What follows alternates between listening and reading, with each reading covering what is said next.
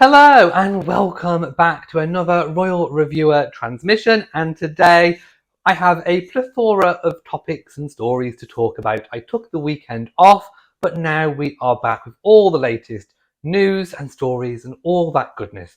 So first of all, I do want to mention the brooch. Now there was a lot of this brooch has been everywhere literally over the past week. This is a brooch that the new Queen Camilla, the Queen Consort, chose to wear during the royal state visit to Germany, and it is the Prince Albert brooch. I have a replica and it is absolutely gorgeous. It was gifted to Queen Victoria, designed by Prince Albert, and he actually had, years later, they had some replicas made for their daughters, of which Princess Anne actually has one of the replicas.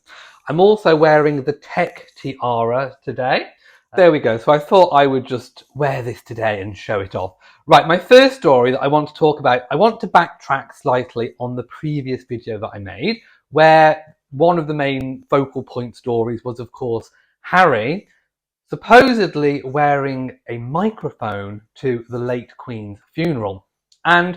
But I just want to clear up about the photo that I used, and I'll pop the photo on the screen now.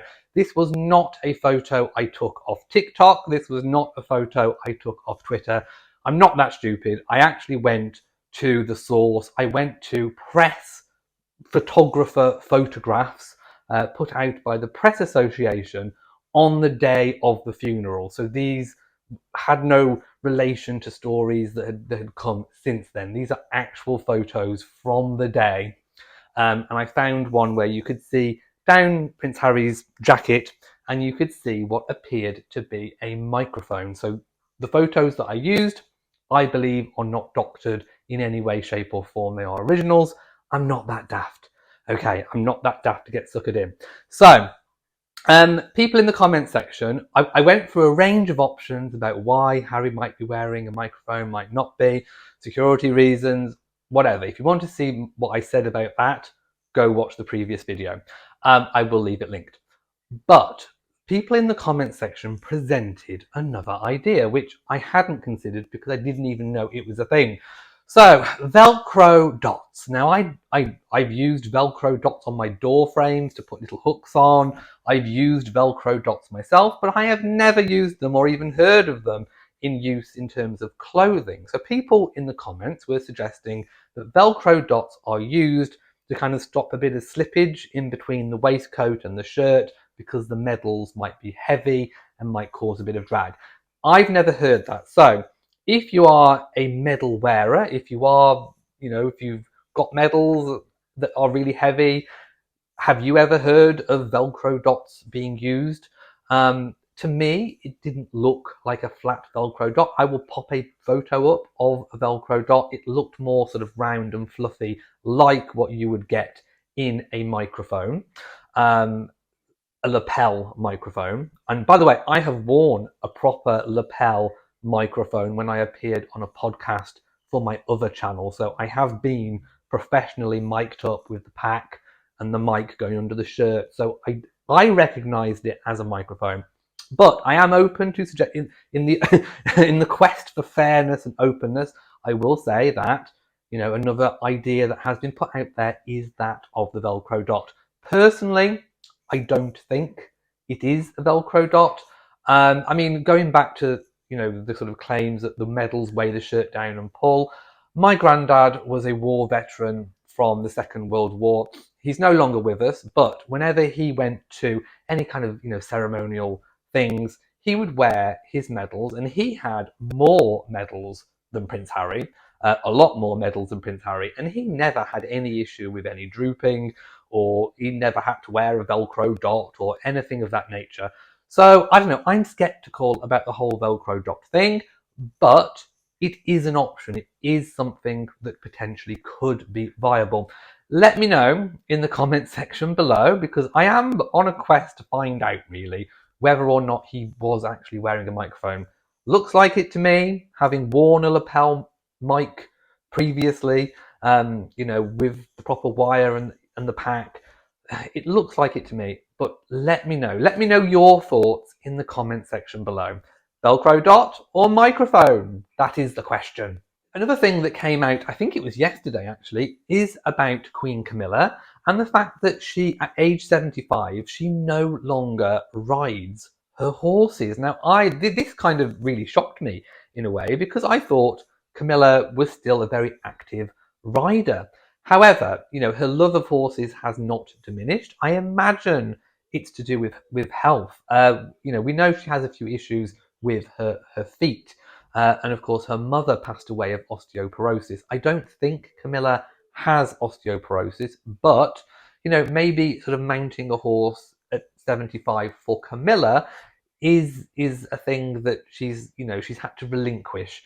The late Queen was riding into her 90s. Now, I believe that she had some kind of special mounting equipment at her stables, so on all of her estates, so that she could actually get onto the horse.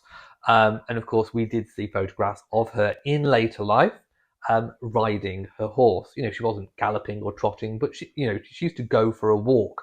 So I don't know whether or not Camilla still does that, whether or not she's sort of classing riding horses as sort of galloping and performing, so to speak. Or whether or not she does still just get on and just go for a bit of a walk. I don't know at this point. So, expect maybe in the future to see a photograph of Queen Camilla on a horse. But apparently, if the stories are to be believed, she is no longer riding horses. But she has been given control of the Royal Stud Farms. Charles, likes riding horses. He played polo for years, but he's not, horses are not his passion. I think conservation, the environment, the built world, um, ecology, that is more, King Charles's passion, whereas Camilla's passion, like the late Queen, is horses. So I think it's fitting that she has control of the Royal Stud Farms, and I think she's going to get her enjoyment of horses. It will continue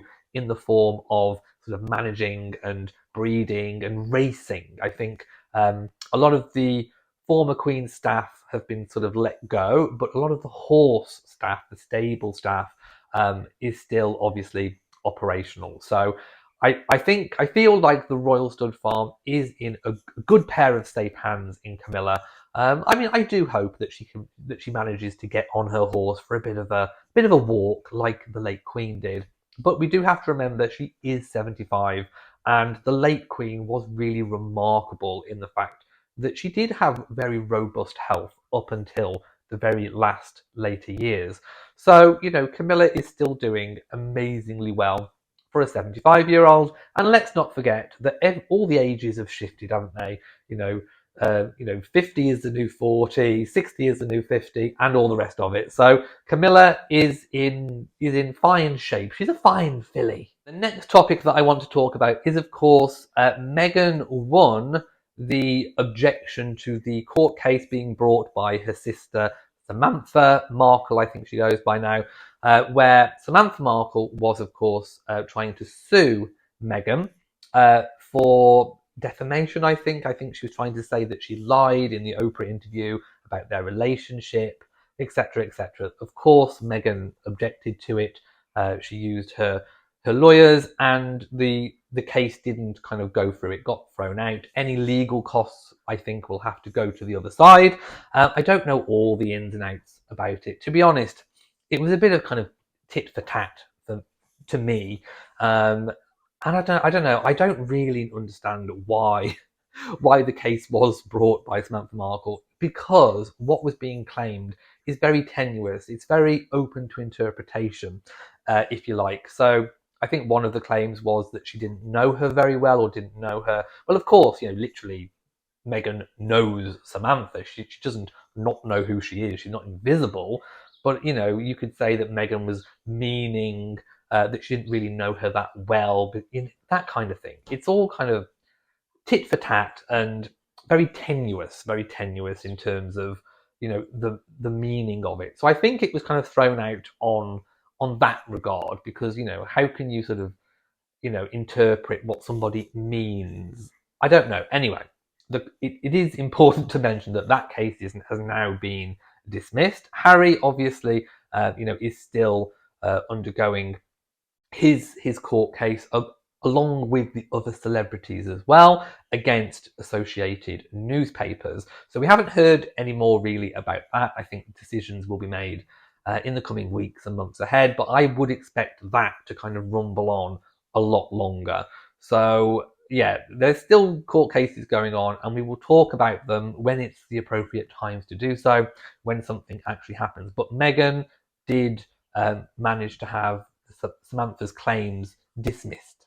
So, firmly back in the UK, the royal family tweeted a picture of King Charles, obviously after a very, very successful state visit to Germany. It's gone down really, really well. I mean, there are pictures of so many crowds. Those people saying that, the British monarchy doesn't have a place in the world, there were crowds and crowds and crowds of people greeting Charles and Camilla in Germany. So they tweeted on April the 2nd about the Queen's canopy. So this is something that the late Queen Elizabeth sort of initiated, and it has now come to an end. But a really lovely picture was taken and posted out of the King and the Prince of Wales. Now the caption reads, "As the Queen's canopy project comes to an end, the King and the Prince of Wales have planted an Acer tree in the gardens of Sandringham House, one of over 3 million that has been planted in Queen Elizabeth II's name as part of this initiative." So 3 million trees is a huge amount of trees, and I know it's still nowhere near enough, to make the world green and breathe easier again. There's still plenty more work to do. So I'm hoping that the Queen's canopy project will be extended to maybe the King's canopy project. So maybe we'll see sort of a new introduction and more trees being planted in King Charles's honour. But I think it's a really lovely picture of father and son. They both, well, William's got his wellies on. Now, I don't think I've seen William terribly too much in wellies. He's dressed for business on the bottom, isn't he? He's got his wellies on, but then you can tell he's got his normal clothes on the top. Not really gardening attire. I don't think William regularly goes out planting trees or pruning bushes. I think that's more kind of much more Catherine's domain, to be quite honest. But there he is anyway. He's showing his support for his late grandmother's project. 3 million trees, a huge achievement. Charles, much more dressed for the occasion. We know that Charles goes out at Highgrove, weeding and pruning in the rain, all sorts of weather. He's an all-terrain guy. He really is. So I think Charles looks much more at home with a tree than William does. But anyway, William is into conservation, but in a different way. Oh, by the way, that leads me on to talk about the coronation itself. So the Queen's sceptre is made of a stem of ivory. And there was talk, obviously, William is championing sort of anti-ivory. So there are lots of historical pieces of ivory in the royal collection. And, sometimes for ceremonial use, they are required to be used. And as the Queen Consort, Camilla would be expected to hold the Queen Consort's staff, so to speak, sceptre, and the main body of it is made of antique ivory. So there's lots of talk about will she, won't she use it, and I just think, I looked at it and I thought, okay, if it's really controversial, if it's a problem, why not just change it out? I mean, some people were saying maybe you could have a replica ivory. I don't think replica ivory is, you may as well use ivory if you're going to have a replica ivory. I actually think it could be changed up. So all of the ivory components that make up the sceptre, I'm not sure if the little bird on the top is also ivory, I'm not entirely sure, but the main body of it is pretty much ivory. I think it could be changed to maybe something a lot more simple and maybe more sort of more homely. I actually think wood. I think it could be changed for a mixture of English oak, Scottish oak, Welsh oak, a bit of Irish oak that could be kind of made into a staff, the main body of the sceptre. And I think that would look really amazing if it was just kind of changed up. So any of these sort of, controversial components. We've seen it with the Queen's crown. Obviously, um, the very kind of contentious Koh-i-Noor diamond has been swapped out with the less contentious Cullinan diamonds. So we've seen changes being made. I think, you've either got to use it as it is, as a historical piece, or you've got to change it up and change it out. And I think just going for simple, oak, just oak trees to make the staff would be a really cool way of kind of updating. We know that things are being updated with the coronation. We still don't know officially what's going to be worn, what's not going to be worn. So we're just going to have to kind of wait and see. I think more details will come out as time goes on. The next thing that has been kind of out there on Twitter and all the rest of it is and in the media, to be honest, is whether or not the President of the United States, of course, currently President Biden, will attend the coronation. Now, let's just look back historically at, how presidents have attended coronations. They haven't. I mean, that's the simple answer. So they may send representatives, on their behalf, but traditionally, an American president, or another heads of states for that matter, have chosen not to attend coronations. And of course, we haven't had a coronation for a very, very, very long time, over 70 years. So there is a precedent for, let's just focus in on the American presidents. There isn't a precedent for a president attending a coronation. There's lots of talk of whether, if Trump was in power right now, would he have gone? I don't know. I mean, Trump was certainly a supporter of the British monarchy. We saw him, overjoyed meeting Her late Majesty. So, we're not in that position. So let's concentrate on what the position we are in. We do have a President Biden who has said, that he's not going to attend. I don't think it's a snub. I just think it's something that just hasn't ever happened. However, we are, hundreds and hundreds of years on, from American independence. And, is there ever going to be a time when, I think a lot of water has passed under the bridge where an American president could attend a coronation? Maybe not this one, maybe one in the future. As an independent nation that America is and has been all these years, perhaps in the future, perhaps when William is king, perhaps when George is king, a president could attend. I don't know. Let me know your thoughts on it. I'm very interested, actually, to know your thoughts on this. I think it's really a non-story. Historically, like I said before, there is no precedence for a president attending a coronation. It's not essential. So it's a non-story, but I'm interested to hear people's thoughts and opinions. It would be nice. I mean, it's obviously the guest list has been scaled back. It would be nice, I think, for lots of world leaders to attend the coronation. But then again, think about it the other way around. When there is, when there is a new president being sworn in, we don't necessarily send, the king or the queen or the late queen over to attend that. So it works both ways.